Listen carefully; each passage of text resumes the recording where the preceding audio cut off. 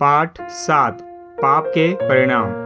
सत्य, आदम के पाप के कारण मृत्यु सब में फैल गईल है। बाइबल पद रोमियो अध्याय 5 का 12 पद।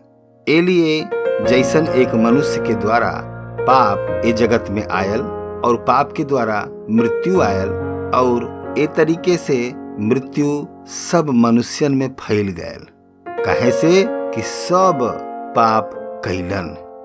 परिचय।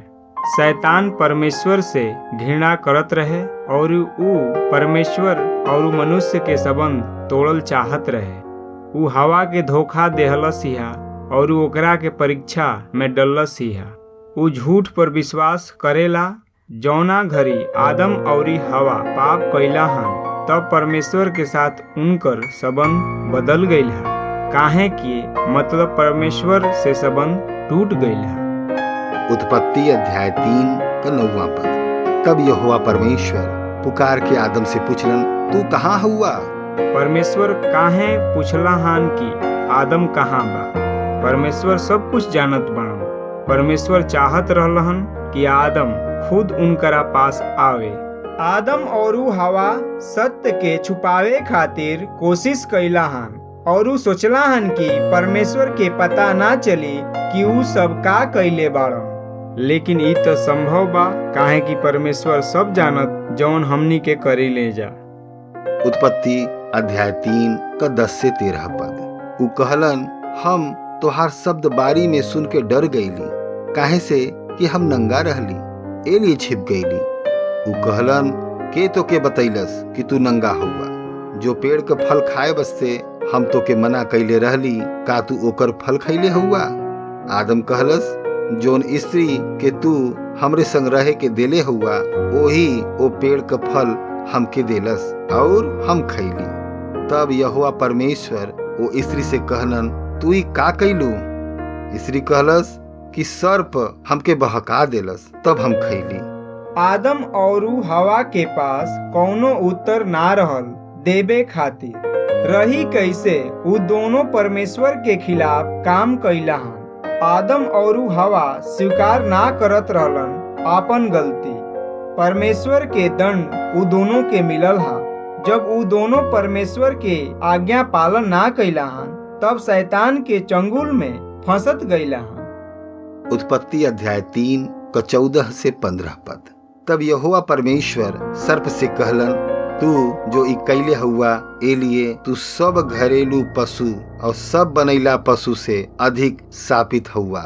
तू पेट के बल चलल करबा और जीवन भर मिट्टी चाटत रहबा और हम तोहरे और ए स्त्री के बीच में और तोहरे वंश और एकरे वंश के बीच में बैर उत्पन्न करब। ऊ तोहरे सिर के कुचल डाली और तू ओकरे एड़ी के डसबा। परमेश्वर सर्प के श्राप देला हन कि ऊ धरती पर पेट के बल रेंगत रही। परमेश्वर वादा कैला हन कि ऊ मनुष्य जात के पाप से छुड़ावे खातिर केहू के भेजिहन और शैतान के हरा दी और ऊ मनुष्य के पाप से मुक्ति दिलाई। वचन में लिखल बा, मुक्ति दिलावे वाला के जन्म मेहरारू से हुई। शैतान उनकरा खिलाफ लड़ाई करी और ऊ घायल करी, लेकिन मोक्षदाता ओकर नाश कर दिहन और ऊ शैतान के जो मनुष्य जाति के ऊपर अधिकार बा ऊ हटा दिहन, काहे कि परमेश्वर मनुष्य के पाप से बचावे के वादा कैले बा, काहे कि ऊ परमेश्वर कृपाली हवन और ऊ दयालु हवन। उत्पत्ति अध्याय 3 का 16 से 19 पद। फिर स्त्री से ऊ कहलन कि हम तोरे पीड़ा और तोहरे गर्भवती होए के दुख के बहुत ज्यादा बढ़ाई। तू पीड़ित होके बालक उत्पन्न करबू और तोहर लालसा तोहरे पति के तरफ होई और ऊ तोहरे ऊपर प्रभुता करी। और आदम से ऊ कहलन कि तू जो अपने पत्नी के बात सुनला और जो पेड़ के फल के बारे में हम तोहके आज्ञा देले रहली कि तू ओके मत खैया, ओके तू खैले हुआ। एलिए भूमि तोहरे कारण शापित हो। तू ओकर उपजल जीवन भर दुख के साथ खायल करबा और वो तोरे लिए कांटा और ऊंट कटार उगावत रही और तू खेत का उपजल खइबा और अपने माथा का पसीना का रोटी खायल करबा और अंत में मिट्टी में मिल जाइबा, काहे से कि तू वही में से निकलल हुआ। तू मिट्टी त हुआ, ए लिए मिट्टी में ही फिर मिल जाइबा। हवा जेके सब औरत के पाप के नतीजा बड़ी कष्ट से बच्चा पैदा करी और पति ओकरा के नौकरानी के तरह व्यवहार करी। आदम जेके सब आदमी के पाप के नतीजा ओकरा अपन परिवार के चलावे खातिर बड़ा मेहनत करे के होई और मृत्यु के बाद माटी में मिल जाई। आदम और हवा के पाप के कारण पूरी पृथ्वी कलंकित हो गई और पाप के चलते सारा मनुष्य के जन्म पाप में होई और पाप के चलते सारा मनुष्य के मृत्यु होई। उत्पत्ति अध्याय 3 का 20 से 24 पद। आदम अपने पत्नी का नाम हव्वा रखनन, काहे से कि जितना मनुष्य जीवित हउवन उस सब का आदि माई ओहे हैं। और यहोवा परमेश्वर आदम और उनके पत्नी के लिए चमड़ा का अंगरखा बना के उनके पहना देलन। फिर यहोवा परमेश्वर कहलन, मनुष्य भला बुरा का ज्ञान पाके हम लोगों में से एक के समान हो गए हो, ए लिए अब ऐसा न होए कि वो हाथ बढ़ा के जीवन के वृक्ष का फल भी तोड़ के खा ले और हमेशा जीवित रहे। ए लिए यहोवा परमेश्वर ओके अदन के वाटिका में से निकाल देलन कि ऊ भूमि पर खेती करे जिनमें से ऊ बनायल गयल रहल। ए लिए आदम के ऊ निकाल देलन और जीवन के वृक्ष के मार्ग पे पहरा देवे के लिए अदन के वाटिका के पूरब की तरफ करूबा के और चारों ओर घूमे वाला ज्वालामय तलवार के भी नियुक्त कर देलन। परमेश्वर फिर भी हवा और आदम के जरूरत पूरा कैला है।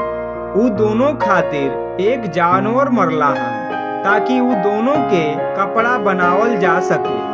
आदम और हवा परमेश्वर के समान अच्छा और बुरा के ज्ञान हो गई है, लेकिन इस बार जान लेला के बदले परमेश्वर पर आश्रित रहल चाहत रहे। परमेश्वर ना चाहत रहलन के जीवन के फल उ दोनों खा सक। यही से परमेश्वर उ दोनों के बगीचे निकाल देलहन और स्वर्ग दूत के पेड़ के पहरेदारी के खातिर जरूरत आग के तलवार के साथ खड़ा कर देलहन। व्याख्या कोनो एक बा जो कि हमनी के हमेशा धोखा देवे के कोशिश करेला। अनेकन बार शैतान हमनी के ऐसन काम और बात में ले जाला जौना के बारे में हमनी के जानत बानी जा कि ई गलत चीज बा। जौना तरह आदम हवा अपना पाप के छिपौलन चहलाहन, वही तरह हमनी के भी अपन पाप के माता पिता और लोगन से छिपावल चाहे लीजा और नाथ परमेश्वर से भी हमनी के छिपावे के कोशिश करे लीजा। का आदमी और हवा एकरा में सफल भइला हन? ना, काहे कि परमेश्वर सब जानत बनन। आदम और हवा के पाप के मिलल चाहत रहे, फिर भी परमेश्वर दयालु बाणन और दोनों के ऊ तन ढके खातिर कपड़ा देलाहन और ऊ परमेश्वर हमनी के घटी बढ़ी सब चीज देखे रेख करेलन। पूछे, हमनी का परमेश्वर के बारे में का सिखत बानी जा? हमनी के मनुष्य के बारे में का सिखत बानी जा? का कौनो पाप बा जेकरा से बचे के बा? कौनो आज्ञा पालन करे के खातिर बा या कौनो उदाहरण बा जेकरा के पालन करे के चाही? जौन भी आप परमेश्वर के वचन से सीखनी है ओकरा के दूसरों से भी बताई।